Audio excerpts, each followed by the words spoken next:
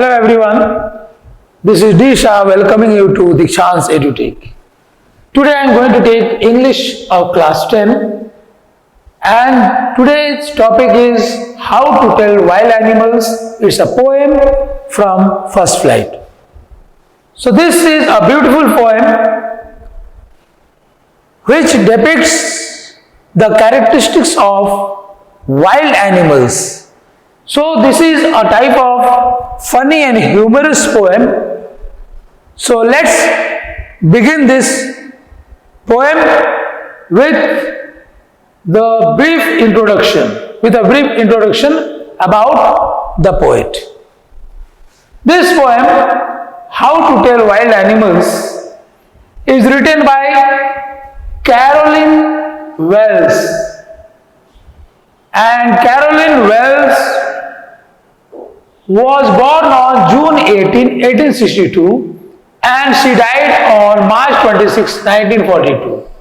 So she is Carolyn Wells and she has written this beautiful poem, How to Tell Wild Animals. She was an American mystery author. तो Caroline Wales जो है ये mystery author के नाम से ये जानी जाती है। कितने सारे मिस्टीरियस स्टोरीज इन्होंने लिखा है, मिस्टीरियस पोएम्स लिखा है।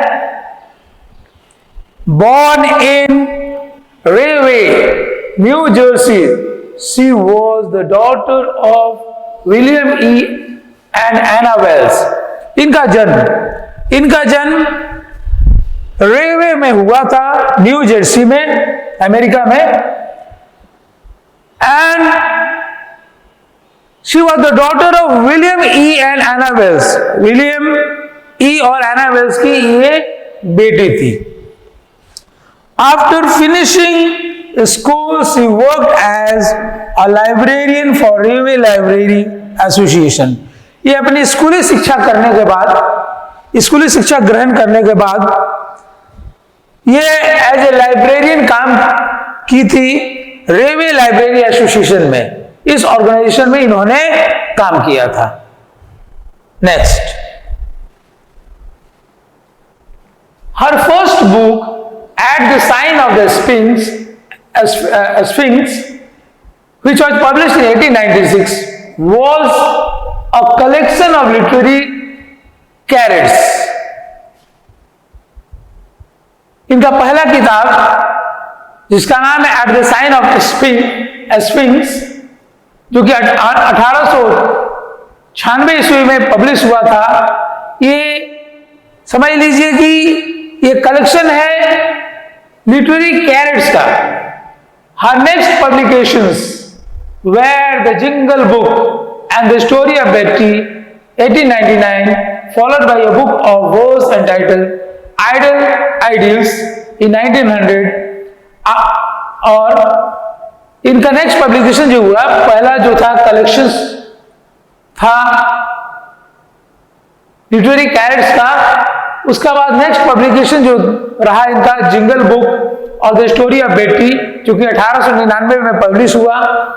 और उसके बाद एक बुक पब्लिश हुआ जो that is a book of verse, जिसका नाम था आइडियल आइडियल्स, 1900 में पब्लिश हुआ। After 1900 Wells wrote numerous novels and collection of poetry. और 1900 के बाद 1900 ईस्वी के बाद कैरोलिन वेल्स कितने सारे नोवेल्स और पोएट्रीज का लेखन की।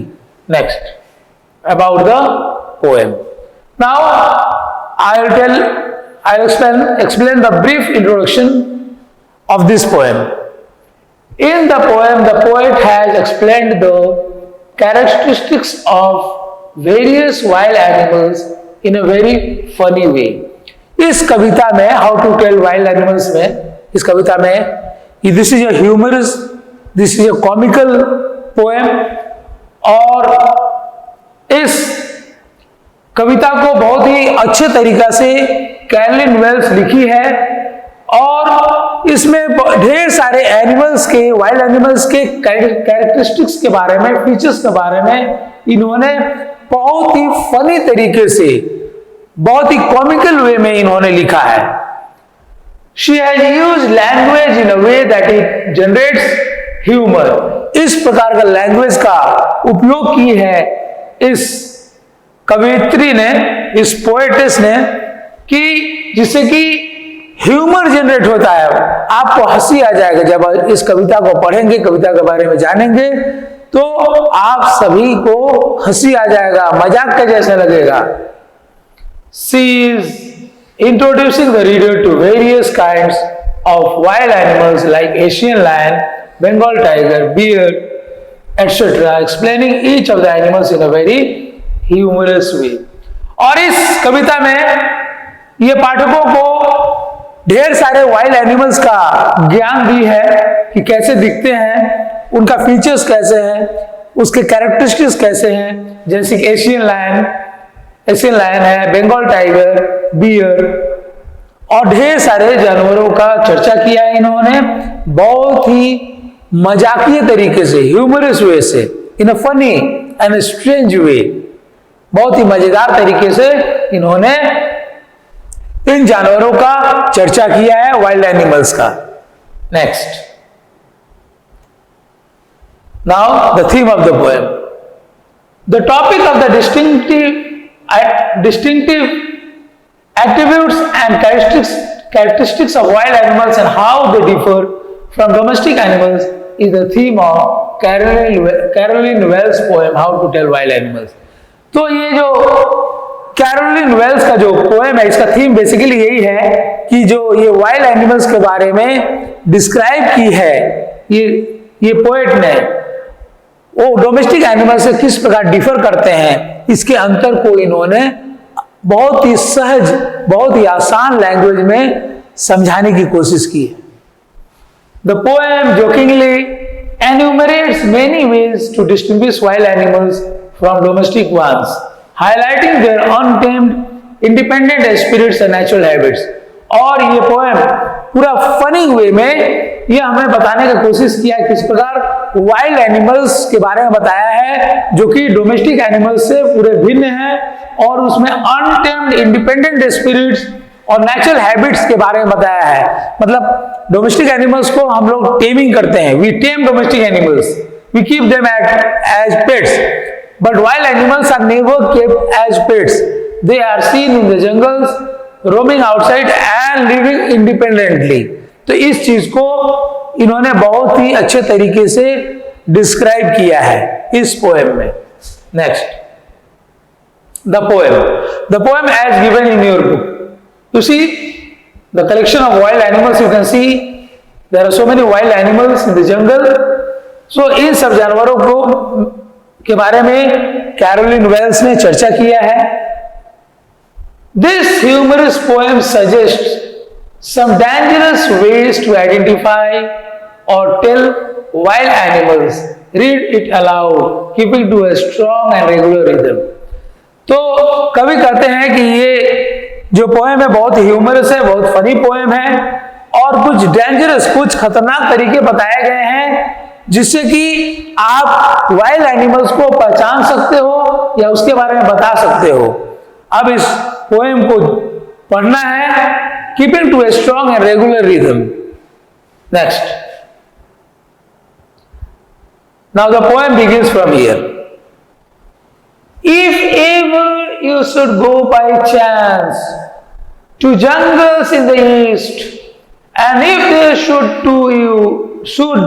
to you advance a large and tawny beast, if he roars at you as you are dying, you will know it is the Asian lion। तो इस फर्स्ट पैराग्राफ में Asiatic lion के बारे में पोएट ने चर्चा की है। कैरोलिन वेल्स जो पोएटेस है उसने चर्चा की है, और यह हमें बताने की कोशिश की है कि जब हम कभी ईस्ट की तरफ बढ़ेंगे, ईस्ट डायरेक्शन में बढ़ेंगे, जो जंगल्स ईस्ट में है, where the jungles lie in the east. और जैसे हम लोग आगे बढ़ेंगे जंगल में, पूर्वी डायरेक्शन में, पूरब के डायरेक्शन में जो जंगल की तरफ हम जब बढ़ेंगे तो अचानक हमें क्या देखने मिलेगा? जैसे हम आगे बढ़ेंगे हम देखेंगे कि एक लार्ज, एक विशाल tawny beast, tawny means orange brown colour को टॉनी बोला जाता है। हम एक टॉनी बीस्ट को देखेंगे, ऑरेंज ब्राउनिश कलर का, ऑरेंज ब्राउनिश कलर का बीस्ट देखेंगे, जानवर को देखेंगे, क्रिएचर को देखेंगे, एनिमल को देखेंगे। If he roars at you as you are dying, और ये जब जानवर दहाड़ लगाएगा, दहाड़ना शुरू करेगा तुम पर, तो यह ऐसा लगेगा कि तुम जब मर रहे हो, तुमको दहाड़ेगा तुम्हारे ऊपर, और तो जब तुम मर रहे हो तो तुम्हें पता चल जाएगा कि ये जानवर और कोई नहीं है बल्कि ये जानवर एक एशियाटिक लायन है। This animal is Asiatic lion.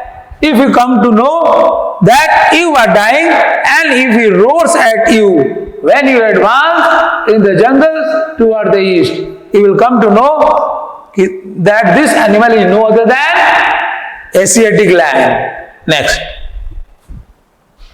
तो ह्यूमर देने का कोशिश की है इस ये पोएटिस ने अपने कविता में। Next paragraph, or if sometime when you're roaming around, a noble wild beast greets you with black stripes on a yellow ground, just notice if he hits you. This simple rule may help you learn the Bengal tiger to discern. और जब आप पहले बार आप lion से बच गए, मानिए lion ने आपको नहीं खाया, उसे बच गए, और जब फिर आगे बढ़ते हैं जंगल में आप चक्कर लगाते हैं, और इफ समटाइम रोमिंग राउंड, जब जंगल में आप चक्कर लगाते हैं तो आपको एक नोबल वाइल्ड बीस्ट दिखेगा, तुम्हारा आपका अभिवादन करेगा। ऐसा लगेगा कि आपका ये अभिवादन कर रहा है, आपको ग्रीट कर रहा है। एक नोबल, बहुत शांत स्वभाव का जानवर दिखेगा, बहुत ही शांत स्वभाव का लेकिन बहुत ही खतरनाक जानवर को आप देख पा रहे हैं इस पिक्चर में। And with black stripes on A yellow ground, और इसके जो स्किन है इस पे ब्लैक स्ट्राइप्स है, काले धारियां है, इसके जो ब्राउन स्किन है इस पे ब्लैक धारियां है, स्ट्राइप्स है। On A yellow ground, yellow is जो बॉडी है उसके ग्राउंड में बॉडी, इसको बैकग्राउंड भी बोलते हैं। तो इसके शरीर पर काले काले धारियां दिखाई देंगे, ब्लैक स्ट्राइप देंगे। Just notice if he it's you, और तब आप ध्यान देंगे कि आपको वो खा लेता है कि नहीं। जब आपको खाने आ जाए, जब आपको खाने के लिए आ जाए, आपको शिकार करने के लिए आ जाए, या आपको अपना शिकार मान ले, तो यही रूल आपको बताएगा। This is no other than the royal Bengal tiger, the Bengal tiger to discern. Discern means identify. आप जरूर पहचान जाएंगे जब आपके सामने आपको खाने के लिए आएगा ये जानवर, तो आपको पता चल जाएगा ये कोई और नहीं है बल्कि ये बंगाल टाइगर है। This is royal Bengal tiger. Next, और इसके बाद इससे भी अगर बच गए आप, इस जानवर से, बंगाल टाइगर से बच गए, और फिर अब जब आगे बढ़ रहे हैं, if strolling fourth a beast you view whose height with spot is papered, और जब आप वॉकिंग कर रहे हैं लीजरली, स्ट्रॉलिंग का मतलब होता है वॉकिंग लीजरली, मतलब आराम से आप जब आगे वॉक कर रहे हैं, आपको एक बीस्ट दिखेगा जिसका स्किन, हाइट मीन्स स्किन, जिसका शरीर पे स्पॉट्स रहेंगे, काले काले धब्बे रहेंगे, जिसका शरीर काले काले धब्बों से ढका हुआ रहेगा। देखिए काले काले धब्बे हैं, ये सब काले काले स्पॉट दिख रहे हैं, उससे ढका हुआ है इसका शरीर। तो पेपर्ड मीन्स कवर्ड। तो जैसे आप आगे बढ़ेंगे, एक जंतु को देखेंगे, एक जानवर को देखेंगे, बीस्ट मीन्स एनिमल, आप देखेंगे जिसका जो स्किन है वो ब्लैक स्पॉट से ढका हुआ है। As soon as he has left on you, you will know it is the leopard। और जैसे आपके ऊपर जंप करेगा आपका शिकार करने के लिए, तो आपको पता चल जाएगा कि ये और कोई नहीं है but it is A leopard. आपको पता चल जाएगा कि ये जानवर लेपर्ड है। जैसे आप पर वो झपटेगा, आप पर जैसे झपटने की कोशिश करेगा, आपको पता चल जाएगा ये और कोई जानवर नहीं बल्कि जो ब्लैक स्पॉट्स इस पे दिख रहे हैं, इसके काले काले धब्बे जो दिख रहे हैं या ब्राउनिश धब्बे भी दिख रहे हैं, ये और कोई जानवर नहीं बल्कि एक लेपर्ड है। It will do no good to roar with pain, he will only lap and lap again। और ये और बस कुछ नहीं करेगा। आप भले दर्द से परेशान होंगे जब आपको पकड़ लेगा, ये लेपर्ड आपको जब पकड़ लेगा तो आप जितना भी कोशिश करेंगे, जितना भी दर्द से आप उसको बार बार कहेंगे छोड़ देने को, फिर भी आपको छोड़ेगा नहीं। He will only lap and lap again। बस आपको पकड़े रहेगा, जकड़े रहेगा ये जानवर आपको खाने के लिए। Next, if when you are walking around your yard, you meet a creature there who hugs you very very hard, be sure it is a bear। If you have any doubts, I guess he will give you just one more caress।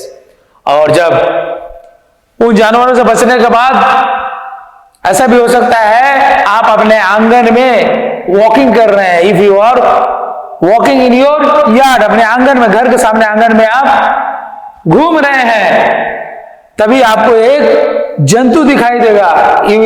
You meet a creature there, एक जानवर से आप मिलेंगे जो आपको आपका गले लग जाएगा जोर से। He will hug you very hard, बहुत जोर से आपके गले लग जाएगा, आपको नुकसान नहीं पहुंचाएगा बल्कि आपके गले लग जाएगा वो जानवर। Be sure it is a bear. और आपको तब मालूम होना चाहिए कि आपको जो गला लगा रहा है, आपके गले लग रहा है जो जानवर, वो और कोई नहीं है बट इट्स अ बियर, ये एक भालू है। If you have any doubts, I guess he will give you just one more caress।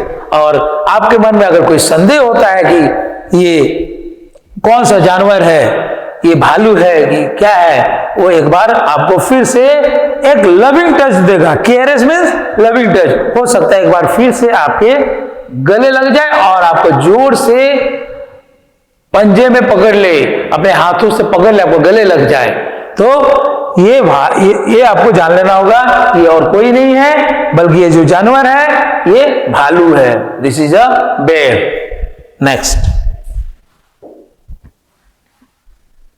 दो to distinguish beast of prey, a novice might nonplus, the crocodile you always may tell from the hyena thus, hyenas come with merry smiles, but if they weep, they are crocodiles। इस line से देखिए बहुत सुंदर तरीके से Caroline Wells ने लिखने की कोशिश की है।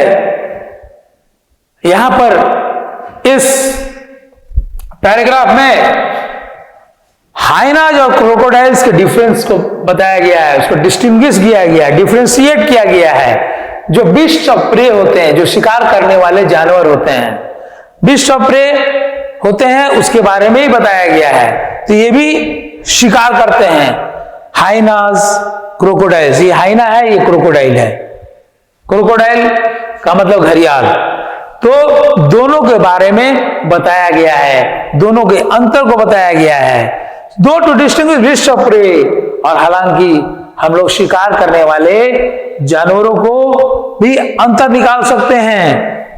और novice mite nonplus, novice का मतलब क्या है? कोई भी व्यक्ति अगर when he is a new to a job, novice means novice, novice भी इसका उच्चारण होता है, नोविस भी होता है। तो novice mite nonplus, novice का मतलब a person who is a new to a job. कोई भी व्यक्ति काम पड़ जाता है, नौकरी नया नौकरी ज्वाइन करता है तो उसका एक्सपीरियंस कम रहता है, उसको कुछ सस्पिशन हो सकता है, कुछ डाउट्स हो सकते हैं, ठीक है। तो इस प्रकार से novice mite non plus, non plus means confusion हो सकता है। नॉन प्लस का मतलब कंफ्यूजन। तो किसी भी कोई व्यक्ति अगर नया जॉब पकड़ता है तो उसके मन में कंफ्यूजन होता है, क्योंकि एक्सपीरियंस की कमी होती है, तजुर्बा नहीं होता है। इसी प्रकार आप इन दोनों जानवरों को हो सकता है ना पहचाने, तजुर्बे की कमी के कारण, due to lack of experience you may not identify the animals, ऐसा भी हो सकता है। लेकिन आप कैसे आइडेंटिफाई करेंगे कि कौन क्रोकोडाइल है, कौन हाइना है? कैसे आप आइडेंटिफाई करेंगे, कैसे पहचानेंगे? द क्रोकोडाइल यू ऑलवेज में टेल फ्रॉम द हाइना दस, क्रोकोडाइल हाइना से कहता है हाइनाज कम विथ मेरी स्माइल्स, हाइना जो है वो मुस्कुराते हुए दिखाई देंगे, हाइना जो है मुस्कुराते हुए दिखाई देंगे। But if they weep they are crocodiles, और क्रोकोडाइल्स जो है वो रोते हुए दिखाई देगा। तो जो जानवर को आप देखेंगे हंस रहा है, उसको आप समझ लेना होगा, you can identify that animal is a hyena, and the animal which is weeping you can identify that animal is a crocodile। इस प्रकार से आप जानवर को, हाइना और क्रोकोडाइल को आप पहचान सकते हैं। जो मुस्कुराएगा वो हाइना, वो जो खुशी से मुस्कुराएगा, और जो रोएगा वो कोई और नहीं बल्कि क्रोकोडाइल्स। नेक्स्ट,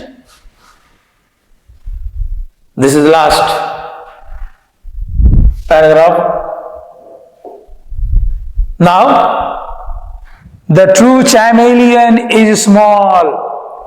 एक असली में, एक जो एक्चुअल जो chameleon, sorry, the pronunciation is chameleon, not chameleon। The true chameleon is small।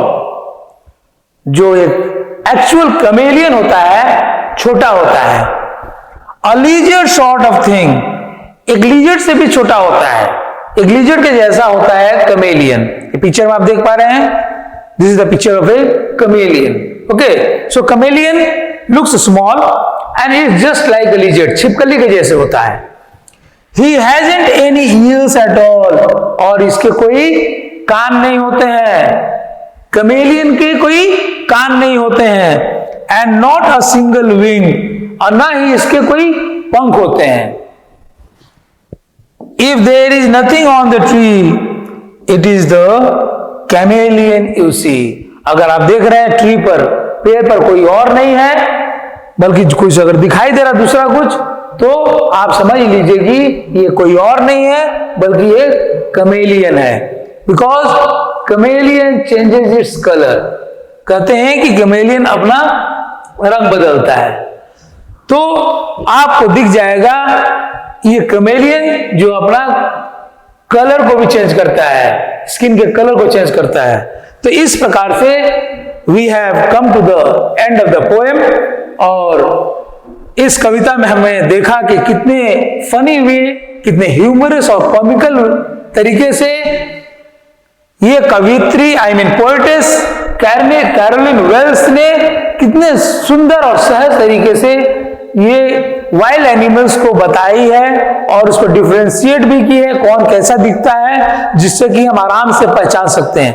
वो बताई है कि आप कैसे जानवरों को आइडेंटिफाई कर सकते हैं, वाइल्ड एनिमल्स को उसके कैरेक्टरिस्टिक से, उसके नेचर से, उसके फीचर से आप आइडेंटिफाई कर सकते हैं। तो जानवरों के, वाइल्ड एनिमल्स के फीचर्स, नेचर और कैरेक्टरिस्टिक्स के बारे में बहुत सुंदर तरीके से दर्शाया है, जो कि जिसको हम आराम से पहचान सकते हैं। So we have come to the end of this poem, this beautiful poem, how to tell wild animals. I'll come with a new topic in the next class. Till then, goodbye. Thank you.